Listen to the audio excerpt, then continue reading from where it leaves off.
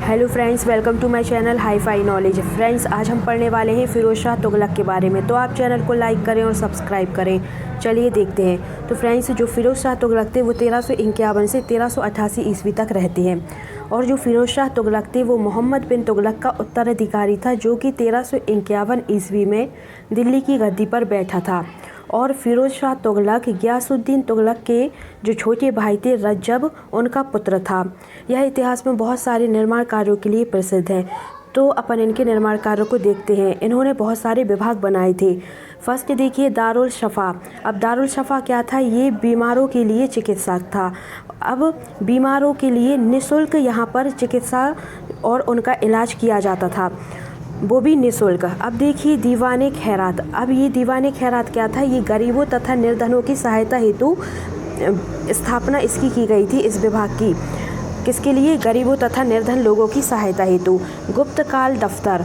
अब फ्रेंड्स, गुप्तकाल दफ्तर जो था ये भी बेरोजगारों हेतु इस विभाग की स्थापना करता है। अब देखिए दीवाने बंदगान है फ्रेंड्स, ये दीवाने बंदगान जो कि दासों से संबंधित है।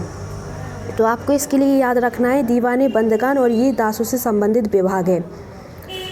अब देखिए अपन नेक्स्ट चलते हैं। बसाए गए नगर, और इनके अनुसार बहुत सारे नगर भी बसाए गए थे फ्रेंड्स। तो अपन एक एक कर इन नगर के बारे में पढ़ते हैं। पहला देखिए फ़िरोज़ाबाद। और जो फ़िरोज़ाबाद है तो इसकी स्थापना कहाँ पर की गई थी? ये यूपी में की गई थी। और फ्रेंड्स, जो जौनपुर है ये भी यूपी में है। और जो जौनपुर है उसे इसने बनाया था जौना खां की याद में, मतलब मोहम्मद बिन तुगलक की याद में इसे बनाया था। तो उनके नाम से ही आपको याद रखना है, क्योंकि उनका नाम जौना भी था, तो इसलिए उसने जौनपुर की स्थापना की थी। अब देखिए फ़िरोज़पुर, जो कि पंजाब में है। फ़िरोज़पुर की स्थापना की गई थी पंजाब में। और हिसार, जो कि हरियाणा में है। अब फ्रेंड्स नेक्स्ट देखिए इस्लामी शरीयत के अनुसार साम्राज्य चलाने वाला पहला शासक। आप फ़िरोज़ शाह तुगलक के बारे में ध्यान से पढ़िएगा, क्योंकि इसके बारे में क्वेश्चन एग्ज़ाम में आते हैं। तो देखिए इस्लामिक शरीयत के हिसाब से क्या है कि जो इस्लाम में जैसा बताया गया है उसके हिसाब से ये चलते थे।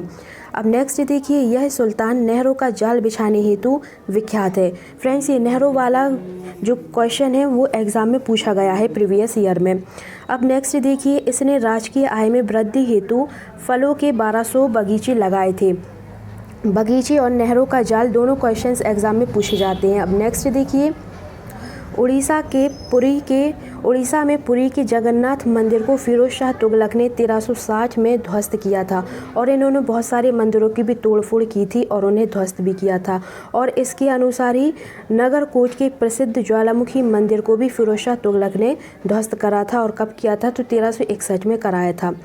अब देखिए फ़िरोज़ शाह तुगलक ने शशगानी नहीं फ्रेंड्स, शशगानी मतलब कि 6 जीतल का सिक्का चलवाया था। फ्रेंड्स, बहुत सारे ऐसे सुल्तान हुए हैं जिन्होंने सिक्के चलवाए हैं, तो आप सिक्कों को तो याद ही करते जाइएगा। तो इन्होंने किस प्रकार के चलाए हैं? शशगानी मतलब 6 जीतल के सिक्के चलाए हैं। अब देखिए सुल्तान को दिए जाने वाले नजराने पर इसने रोक लगा दी थी। तो नजराने पर रोक लगाई थी फ़िरोज़ शाह तुगलक ने। और इन्होंने ताशे घड़ियाल नामक जल घड़ी का भी निर्माण कराया था। अब नेक्स्ट देखिए अनुवाद विभाग की स्थापना करी थी। और अनुवाद विभाग की स्थापना क्यों की थी? क्योंकि ग्रंथों के अनुवाद हेतु इन्होंने अनुवाद विभाग की स्थापना भी की थी। और उसने एक पृथक सिंचाई हक-ए-शर्ब। फ्रेंड्स, हक-ए-शर्ब एग्ज़ाम में पूछा गया क्वेश्चन है कि हक-ए-शर्ब लगाया था, जो कि कुल उत्पादन का 1/10 होता है। तो केवल आपको यही याद रखना है कि हक-ए-शर्ब लगाया किसने था? फ़िरोज़ शाह तुगलक ने लगाया था। अब नेक्स्ट देखिए इसने सिंहासन पर बैठने के बाद 24 कष्टप्रद टैक्स को समाप्त कर दिया था। और उनके स्थान पर केवल 4 टैक्स लगाए थे। जब ये सिंहासन पर बैठा था तो बहुत सारे टैक्स थे, तो इसने क्या किया था? सारे टैक्स को हटा दिया था। केवल इसने 4 टैक्स लगाए थे। और वो 4 टैक्स कौन कौन से थे? तो देखिए जजिया कर, ज़कात कर, खराज कर और खम्स कर, ये चारों टैक्स लगा दिए थे 24 टैक्स को हटाकर। अब जजिया कर क्या है? यह गैर मुस्लिमों से लिया जाने वाला कर था, जजिया कर। और ज़कात कर यह है फ्रेंड्स मुस्लिम से उनकी संपत्ति पर लिया जाने वाला कर, जो कि उनकी संपत्ति का 2.5% होता है। तो जजिया कर लिया जाता है गैर मुस्लिमों से और ज़कात कर मुस्लिमों से लिया जाता है उनकी संपत्ति का 2.5%। अब देखिए खराज कर, यह मुस्लिमों की भूमि पर लगने वाला कर था। और खम्स कर जो कि युद्ध की लूट पर कर था। तो ये आपके लिए ज़कात और जजिया तो आप याद ही कर लीजिएगा दो, क्योंकि दो इम्पोर्टेंट है। अब नेक्स्ट देखिए, ब्राह्मणों पर जजिया कर लगाने वाला एकमात्र सुल्तान है। फ्रेंड्स, ये क्वेश्चंस इतने बार एग्ज़ाम में आया है कि मैं बता नहीं सकती। ये आप एक पॉइंट तो बिल्कुल इसके बारे में याद रखिए, सुपर इम्पोर्टेंट है। जजिया कर किसने लगाया था, वो भी ब्राह्मणों पर, जो कि फ़िरोज़ शाह तुगलक ने लगाया था। अब अपनी आत्मकथा तुज़ो के फ़िरोज़ शाही लिखने वाला एकमात्र सुल्तान है। तो इसने क्या लिखा था, तुज़ो के फ़िरोज़ शाही लिखी थी। इसने मेरठ तथा टोपरा से अशोक के अभिलेखों को दिल्ली स्थानांतरित किया था।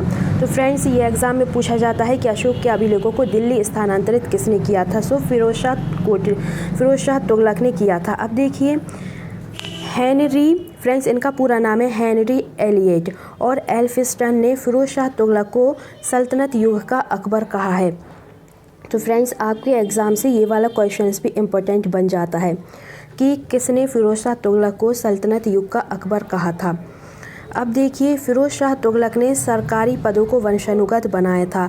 तो वंशानुगत बनाया था सरकारी पदों को, इसका मतलब क्या है कि देखिए, जैसे कि मान लीजिए कोई भी सरकारी पद पर आपके दादाजी हैं, अब दादा हैं, अब दादा के बाद आएंगे पापा, फिर पापा के बाद आएंगे मान लीजिए आप आएंगे। तो ऐसे ये सरकारी पदों को वंशानुगत, मतलब एक पीढ़ी से एक पीढ़ी आगे जाता रहेगा, इसे ही कहते हैं वंशानुगत।